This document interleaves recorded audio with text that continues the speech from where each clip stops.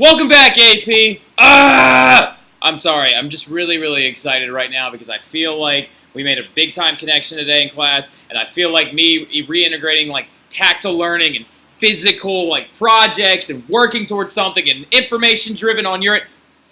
Sorry. I'm just really excited right now, all right? As you can tell. So, but anyway, speaking of the information-driven portion, we can do a lot more of these flips like outside of class and stuff like that, so we can actually free up time to actually really do something in class, right? So, I just, literally, I just completely forgot that, like, oh my gosh, just, it's been a good day. All right, so anyway, but let's keep going. So we talked briefly yesterday when my Prezi was messing up about how like Eastern Europe was kind of a grab bag of all of the different Reformation faiths, right? So if you look over here to the right, okay, that's what I'm talking about. You see how there was Catholic, Lutheran, Calvinist, Anglican over here in England, and then of like Bohemian Moravians, Anabaptists down here. Like it's like everybody was a little bit like represented in the Eastern European areas, and a lot of it had to do with the different economies of different places. But let's keep going, right? So of course, though. We also talked about like the new orders that are going to come out of the Council of Trent, like the Jesuits and the Ursuline nuns. We talked about their main thing was education, right? We talked about the Council of Trent's successes and about how it regulated the training of priests and how its failures was never actually was able to reconcile with the Lutherans. We talked about Pope Paul III and how he actually was like the Reformation-minded Pope, and he was like, we have been erring, we have been doing the wrong thing, right? Don't be like the Renaissance popes. Don't be like the guys that just want to build everything and make brand new stuff, right? So, but let's get into the meat on the bones right now. We're going to talk about religious warfare a little bit, right? And we're talking about religious warfare in two specific countries. We're talking about it in France, and we're talking about it in the Netherlands, right? Now, some of you are like, oh, we talked about this in Mr. Buchanan's class, you know, like the superhero of this school. Talked about how, like, oh, well, we talked about the 30 Years' War in his class. We're getting there. We're getting there. Not quite yet, though, because that's more of a 1600s kind of conflict, right? Well, let's keep going, though. So, following the end of Charles V, conflicts in Europe are going to begin to break out between the new sects of Christianity, right? Because when Charles V abdicates the throne later on, leading to Philip II and the Spanish Armada, etc., right? So now that not everyone in Europe is either trying to fight Charles or defend Charles, they now have the ability to fight each other, right? So a lot of these new Reformation-minded groups are going to start popping up, right? And so, really quick, agents of Satan, right? I use that quote to kind of describe that. That is how both sides of the Reformation actually viewed each other. The Protestants viewed the Catholics as agents of Satan, trying to corrupt the faith, right? And the Catholics viewed the Protestants as agents of Satan, trying to say that the Eucharist and transubstantiation was not valid, okay? So, to keep going forward, though, in France in particular, whenever you break down the religious warfare aspects, you're talking basically about one guy. You're talking about Francis I, right? Now, Francis I was a very intense, Renaissance-minded king of France, right? He's the guy that, remember this bad boy? That's the Cellini salt cellar, right? That was made for him, okay? It was made for Francis I of France, and it was worth a ridiculous amount of money. It's insured for like $60 million today, right? Just to hold his salt, okay?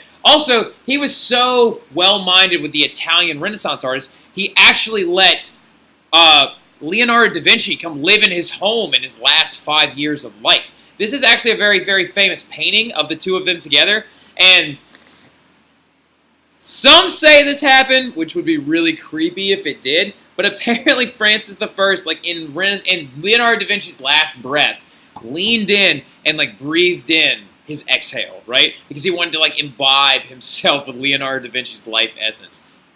Like, that's actually just really gross. Can you imagine? Like, I mean, it's like morning breath, right? It's got to smell a little bit. All right, anyway, now, so check it out.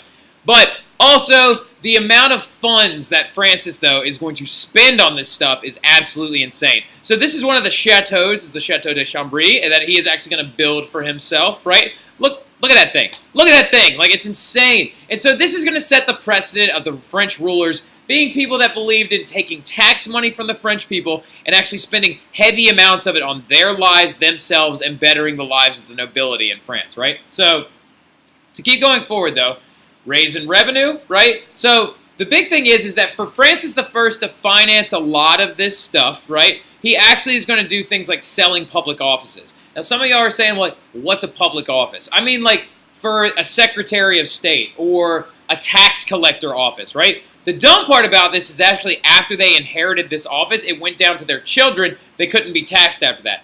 But the one smart thing he did was he had a treaty with the Pope to actually try and appoint new church officials, right? Very, very smart idea, because he actually paid the Pope in Italy the starting salary of a bishop in France, so he could then go back and appoint appoint bishops in France on his own, and then scrape some of the money of the tithe off the top, right? So the result, though, was that there was no need to revolt against Rome, right? So France is going to stay predominantly Catholic. The big reason why I'm talking about Francis I is just so you understand that, like, this is why the French stayed Catholic. They stayed Catholic because he made peace with the Roman Catholic Church, right? So the Huguenots, though, after the wars of Charles V, are going to begin to pop up, right? Now, the Huguenots were actually first regular city dwellers in France, right? People that held down regular jobs. They were printers or they owned factories. Kind of the early bourgeois a little bit. They were just regular people. Hold on one second. Ew. I'm flipping and somebody's like knocking at my door. Somebody's probably just trying to get into one of them. Now, anyway, so the Huguenots are going to begin to pop up. Very regular citizens in France early on, right? Now, what they are is they're a type of French Calvinist, right? And we talked about how Calvinism and the Genovese consistory and all this other stuff are going to appeal to a lot of people, because a lot of people really during the 1500s really loved the idea of predestination. They really liked the idea that God has a plan, and whether or not your life will end in salvation is not on your shoulders because it's already been decided, right? A lot of people, like Megan Drummond, was a big fan of that plan, right? So, like, yeah, like as we can see. So, by 1560, which was marked by the death of King Henry II, the son of King Henry I, or King Francis I, right? By that point, about 1 out of every 10 French citizens were converted to being a Huguenot or a French Calvinist, right? So, actually, what's really funny, speaking of King Henry II's death, he actually got a septic infection in his eye because he was like really into jousting, right? Like, he was a big fan of jousting, which of course was a middle-aged hang-on sports game, right? Sports ball. Now, anyway, so he was actually jousting because he thought he was that manly, and a splinter went off the competitor's jousting, went straight into his eye through his helmet, and he didn't die then. He didn't even go blind, but it went septic, and sepsis is like an infection where it actually creates holes in the linings of your body, and he ended up dying from an infection later on. So, but no one cares about him because we only really care about his wife. All right, anyway, his wife is one of the coldest human beings to ever grace European history. Her name is Catherine de Medici. I feel like I should have an alarm or something that goes off every time a Medici comes into play, right? But she is not a very nice person. And she's going to be the one that really stirs up all this religious warfare, right? Because you would think early on, like, why didn't the Huguenots and the Catholics just get along, right? So why can't we all just get along, right? Well, Catherine de Medici is the big reason behind that. Because, first of all, she was the queen regent, right? A queen regent is a ruler when a son is too young to become king. Because her son, I believe it's Charles IX, actually was 10 years old when he took the throne. So she was the queen regent for a time. So she was a major political figure in French history. And Bloody Mary should have taken notes from this lady, right? Even though they actually existed in different time periods. But you understand what I'm saying, right? So anyway, that's Catherine de Medici right there. Just looking at her, you can tell that she don't play games, right? She does not play games. Now, many French nobles, speaking of this, are going to begin to convert to Huguenots for the political and anti-monarchical reasons, right? A lot of the French nobles are going to convert over to being a Huguenot because they then felt like, what's the best way to put it? They actually could raise armies against the monarchies, and they actually had more control over their lands. Much like the German princes in the Holy Roman Empire, they felt that it gave them more ability to hold on to what they believed was theirs, right? So it was a political reason. A lot of it wasn't really religious-based. Now, they also are going to begin to do an iconoclasm. Now, an iconoclasm is when they began to run into Catholic churches and break stained glass windows and knock the faces off statues of saints and stuff like that, right? Those destruction photos that I showed you early on, that's the iconoclasm. Iconoclasm is a big word. Make sure you write it down because, really quick though, Catholics in this iconoclasm in France are going to begin to try and defend their relics. So this is the first examples of violence between the Huguenots and the Catholics, was defending churches, right? They actually tried to defend their relics. Many died in these early fights, right? So the early fights between them actually started over statues and windows, right? So, like, it's ridiculous, right? Now, anyway, but that's the tip of the iceberg. The bulk, the body of the iceberg actually comes around from St. Bartholomew's Day Massacre, right? A massacre. It was so insane. We got to talk about it real quick. So, to help stop the violence between the Protestants and the Catholics, a royal wedding was planned, right? So there's a province in France called Navarre, all right, Navarre, a very small province in Navarre that always kind of had a queen or a king that ruled over it. They're Burgundian, they're Burgundy, France, right? So they believed, and a lot of them began to convert to being Huguenots because they were going against the monarchy, right? So the Queen of Navarre had a son, and his name was Henry, right? Well, Henry of Navarre, right there, the guy that looks like a straight-up skis bag in this picture, he's going to be raised a Huguenot, right? He's going to be baptized a Catholic at birth, so he technically is a member of the Catholic Church, but he was going to be raised a Huguenot by his mother, right?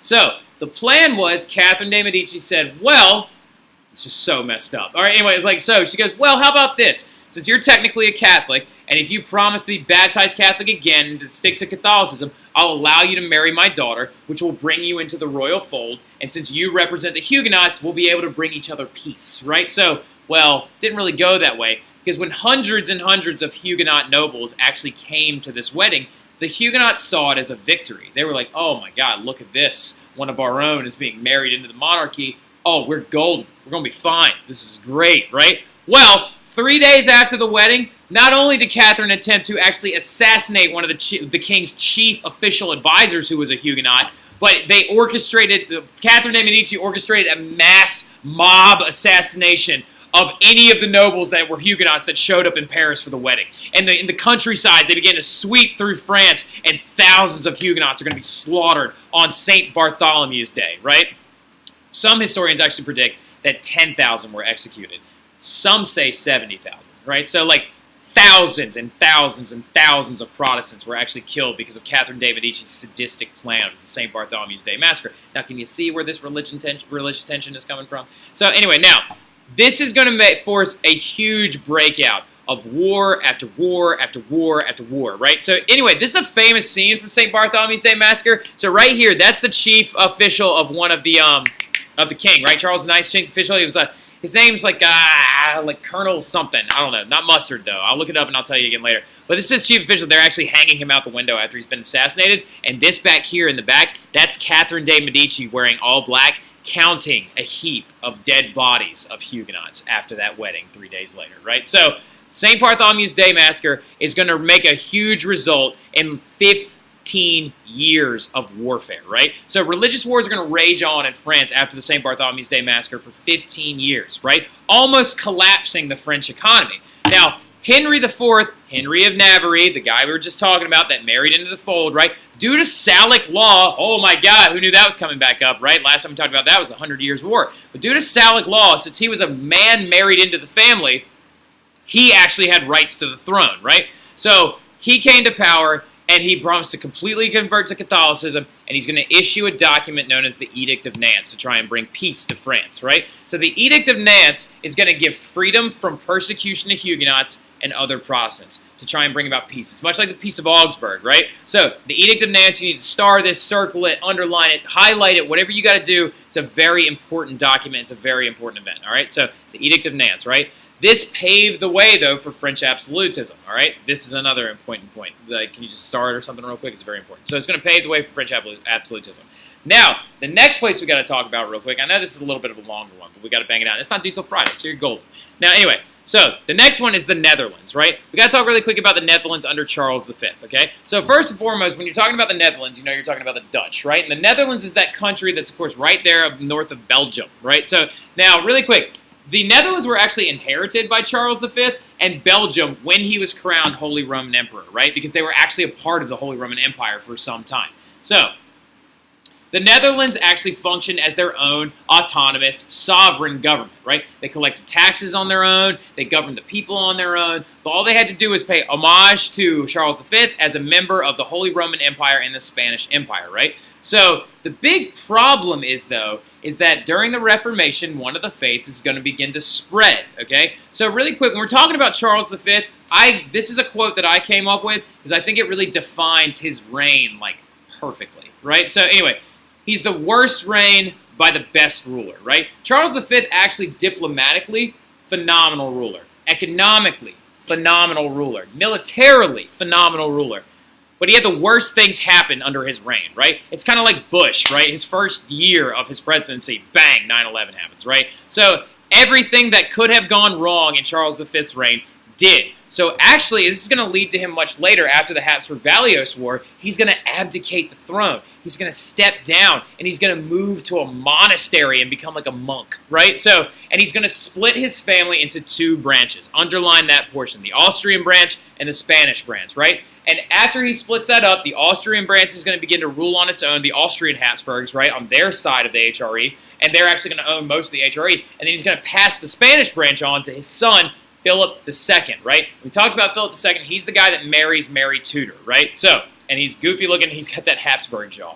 Like, oh, God, he just looks like he is, doesn't he? Now, anyway, so now the Protestant work ethic, though, and aspects of Protestantism are actually going to really, really, really appeal. You know what? How about we go down a little bit? How about we go, like, over here, right? It's going to actually really, really work for the Dutch people, right, in the Netherlands. So it's going to take hold in the Netherlands. And people are going to begin to build businesses based on their own work ethic. They're going to begin to build up their ideas based on their own work ethic, right? And during the intercoastal trade, which we're getting into right now in this project, right? We're talking about early exploration and the economy behind it. So due to that, the Dutch people realized they had a chance to make a lot of money, considering the fact that they were like a seafaring people. They were on right there next to the English Channel, and also they were heavily supported by the English, right? So Philip is going to respond to the Dutch, though, converting to Calvinism by upping the taxes, right? Now, what happens when tax law becomes unfair? Look at America. Boom. Aggression, revolt, violence, war always breaks out, right? So riots are going to ensue in the Dutch Netherlands, and Catholic churches are going to be destroyed. Iconoclasm, again, right? They're going to begin to set these places on fire and stuff like that. So Philip is going to send 20,000 troops to like try and quell this rebellion, and he's going to open up this thing called the Council of Blood, right? So on top of the Inquisition, the Council of Blood was literally invented to try and execute, persecute, and torture Dutch Calvinists, right? So Dutch Calvinists, you'll always know them by what they're wearing. Dutch Calvinists always have the white collar and then the black getup, right? They believe in being very simple, very modest, very, very different types of Calvinists. Because we talked about how Puritans, black, white, right? Very simple types of a Calvinist. We talked about Anabaptists, could be considered like early versions of a Calvinist. Boom, boom, black, white, very simple, right? So not the extravagance of like whatever you would think with like a Renaissance version of any of this stuff, right? So then what's going to happen after the Council of Blood actually stops the rioting in the Dutch areas? The Dutch are going to tell each other, like, look, we are not Belgian, we are not a part of this Holy Roman Empire, and we are not any way German. We are Dutch. We are our own people. We are our own culture. So they're going to create this thing called the Union of Utrecht, right? So, and the northern provinces, now known as Holland, are actually going to come together, and they're going to declare their independence, and they're going to be completely supported by the English, because the English realize that the early birth of the stock market coming from the Dutch areas, they're like, oh my God, we can make so much money off this, right? So anyway, now, war is going to continue, but Spain is eventually going to allow the Dutch people to secede from the Holy Roman Empire and their Spanish branch on that left side of the HRE, and they're going to become independent, right? All due just so they could go Calvinist, right? So the Dutch are actually going to be also another group of people that go independent, right? So anyway, now, the other really cool thing that we got to get into right now, which I forgot about, is the Great European Witch Hunt, all right? The Great European Witch Hunt was a very, very intense era,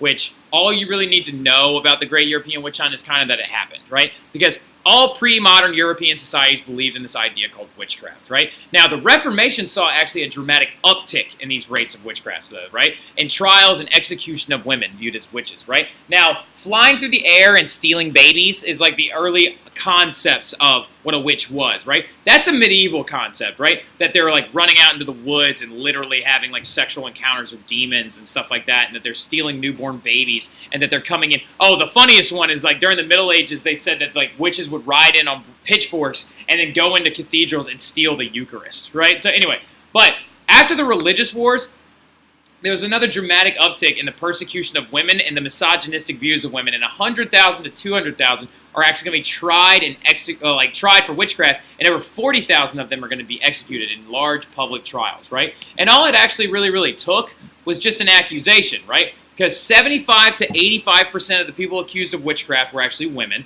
and they were called demonic lovers. And like this whole thing is going to really have an uptick with the misogynistic views. The values of women were actually considered very demonic and damnable, actually, during this era of history, right? Because women were supposed to represent like the body, the temptation, the lust, things like that, right? Trials usually only started with an accusation. In many other towns, they would be like, oh, she's a witch, right? She tempted my husband, or she's a witch. She tempted our children. She's a witch because she's actually going against the Catholic Church, right? So this is going to see a dramatic uptick due to the fact that with now two religious sects, right, with the Protestants and the Catholics, a lot of women are going to be accused of being witches because they're trying to possibly tempt people towards the other faith, right? The torture of women is going to lead to confessions of witchcraft, which is actually going to lead to a lot of them not being killed, but then oftentimes it would also lead to execution. Well, but there's the belt, right? My honors kids are on their way in. Like I said, AP, I'm so excited about the direction we're going right now. Let's keep it up. These notes are due by Friday. I will see you guys then, AP.